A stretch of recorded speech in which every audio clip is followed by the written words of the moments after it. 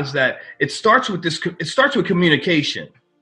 It starts with, you're going through the pain. You got to feel the pain, but reaching out, But what type of what type of fathers and what type of dads do you want to actually have on as guests? Sounds like you want to hear some other people's stories that are also going through the same thing as you. Yeah, definitely. Well, obviously because I'm a divorced dad, that's really who I want. I want divorced dads with children. So that it can be put out there, because there's a wide range of arrangements, and we all have our own issues in raising our children, and they vary and they're the same, and some are on these stipulated schedules, and I just want to get fathers talking about it. I want it heard. I want people to hear the importance of time with the kids. That this arrangement, that when you walk into a courtroom and they put this stipulated arrangement on, we don't get a second shot at this. We don't get a second shot at raising our kids. We get one shot, and they're not children forever. They become adults and they become their own people. So the time while they're children, and that relationship that you're forming with them, and the time you have with them. And I'm all about time. I'm not about buying things. I mean, I buy my kids stuff, but I won't work overtime to buy them something if I'm going to miss time with them. Why don't they? I always wondered that. Like, why isn't time included? Like, you know how like with child support, if you don't pay it, you could potentially go to jail. You lose your license. Seriously, I wonder why they don't do that with time. That's kind of what I had mentioned earlier. It seems to be what's more important is that monetary value. Yeah. That is placed on supporting the kids. But yes, time, they give you a little time, but time isn't the main point, because if it was, then the court would want you to spend more time with your children. Mm-hmm. That would be more important. Do you think anything would be different in your story if you had boys instead of girls? I don't know, but I love having the girls. Okay. I do like having the girls. Because I just always, I'm interested in that fork in the road where you had to make the decision of, the tension between you and Anna and you doing what's right for your kids. Yeah. I can't really speak to the other part of it because I don't have boys, but I think because I have girls and I'm a father, maybe that did push me a little harder. Because you teaching them, you taught them a fight. Like, if they don't know anything about you as a father, they know that you fought to be in their lives. And if they don't know it now, they're going to know it. And once they do know it, that's going to make them feel like on cloud, like whatever. Because you fought. Where many gave up the fight, you actually fought and proceeded until you won the victory. Yeah. And that's got to play a major part in their psyche of respect of a man and of their father. I hope so, because they're my world, and I don't even look at it really like it was definitely a victory for me as a dad, but I wasn't trying to take anything or win anything from Anna. What I just wanted to still be a dad in a large capacity, not a weekend capacity, not a small portion. I still wanted to be an intricate part of their lives. I wanted to basically co-parent with her from separate households, and now, we have a great relationship. The kids kind of flow back and forth. They're actually probably with me about 80% of the time because they go to school in Jersey. Nice. So they're always here after school and, and all that, but it can work. And I'm proof that it can work. Okay, so the next question is, did Anna know you when you were addicted to drugs? She met me. I met Anna at the very tail end of it. And when I met Anna, I had an open charge. I had been arrested again. For a possession. Okay. which was I think my 5th arrest.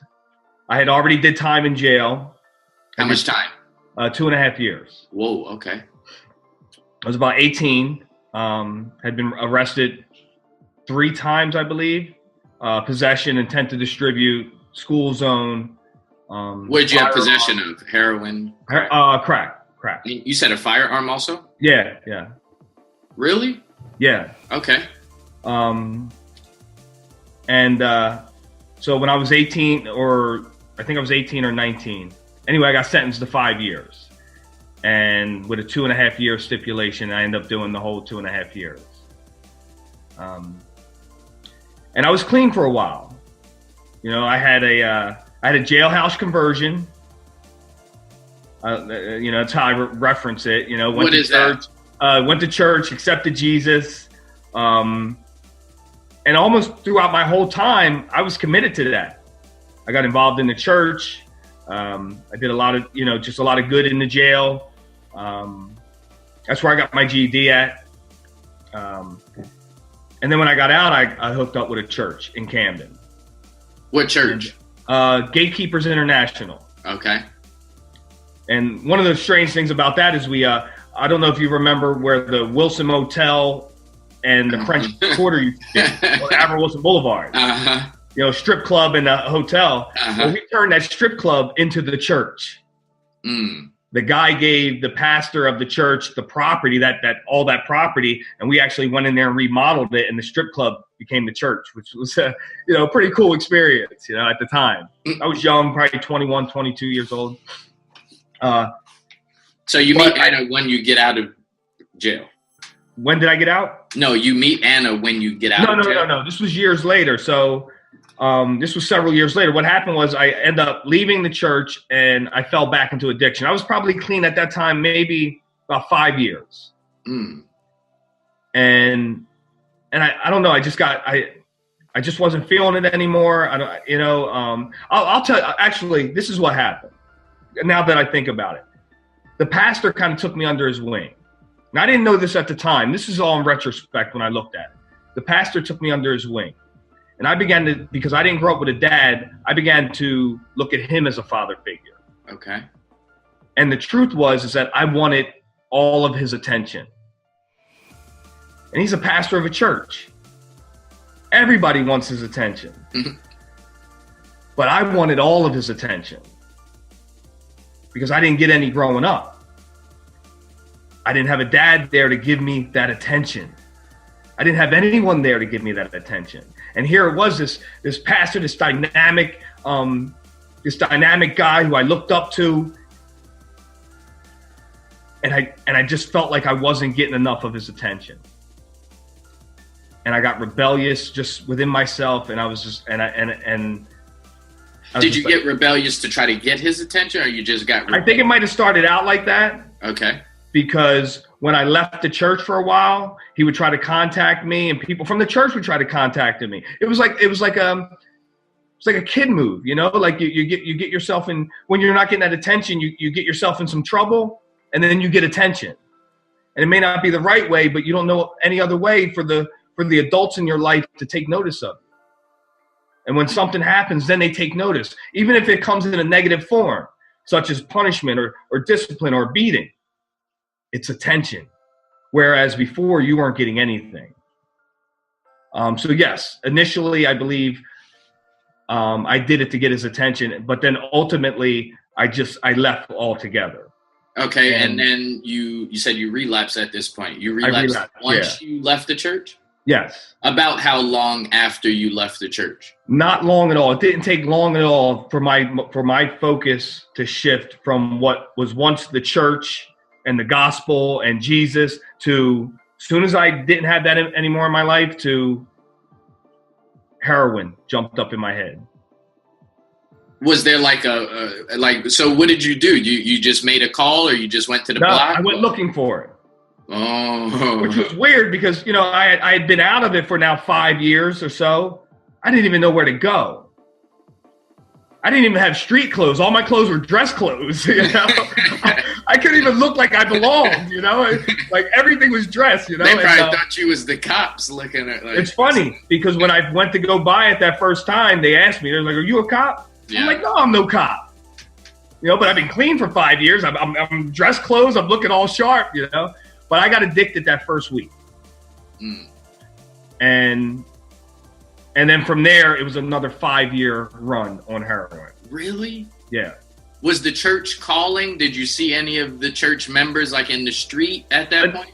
Initially they were, and then it just kind of, I don't know. I mean, because we didn't have cell phones or anything then. So it wasn't like they were calling me on the cell phone. But initially I just dropped off and I was back into the streets full force, selling drugs, supporting my habit that way. Living with my mom in Camden because I didn't have to pay rent or anything. You know, I just kind of lived there.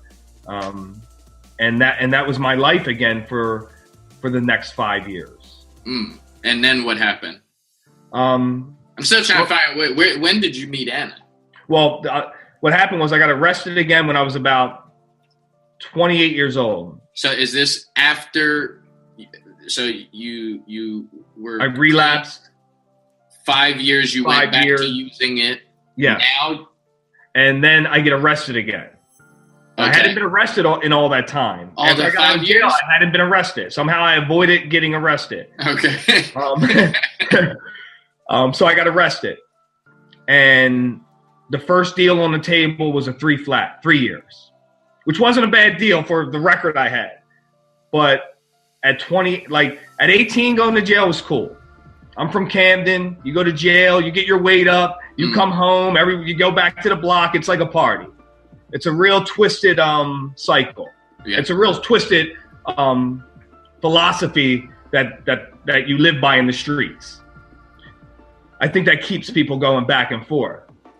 That also feeds the attention deficit as well.